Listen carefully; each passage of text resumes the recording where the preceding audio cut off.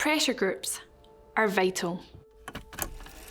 They act as a link between the government and the governed. They allow ordinary people to participate in politics, and their expertise can provide governments with important information. They can ultimately make a difference to the world we live in, both good or bad. XR, Extinction Rebellion, is one current example. Their aim? To use non-violent methods to force the government to act against climate change. These tactics are not new, however, and we often forget about one of the biggest pressure groups in British history. They also adopted non-violent tactics to push for a national political change. Who were they? The Suffragists. Want to learn more about their campaign? This is Think 4.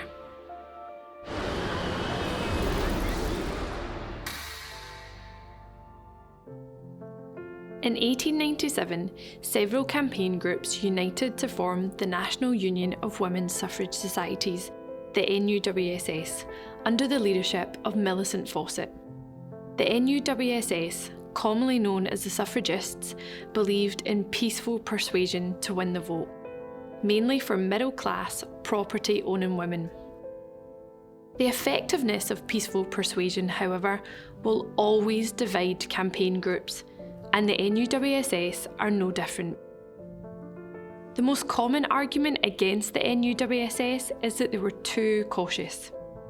The suffragists only proposed that a small proportion of wealthy, married women who owned property should gain the vote, which was even fewer than were eventually enfranchised in 1918. Along a similar line, even though they had some working class members, the leadership was exclusively middle and upper class, aside from the more radical suffragists seen in Lancashire. This negatively affected their membership and meant that their campaign effectively excluded a whole social class. Vitally, they never won over Asquith, who was Prime Minister from 1908 to 1916, and have often been described as the bête noire of the suffragist-suffragette campaign, meaning that the NUWSS are the ones most disliked between the two. Despite these arguments, there is plenty of evidence to suggest that the NUWSS played a vital role in gaining the franchise for women.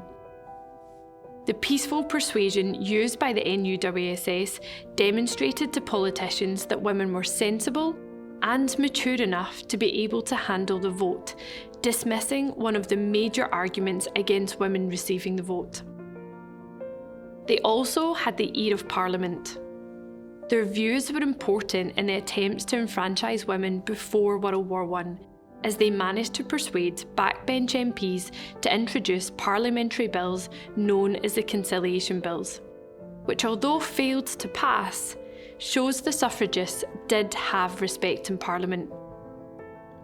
NUWSS also provided refuge for those who were disillusioned with suffragette violence during their wild period. So much so, the NUWSS membership totalled 53,000 by 1914.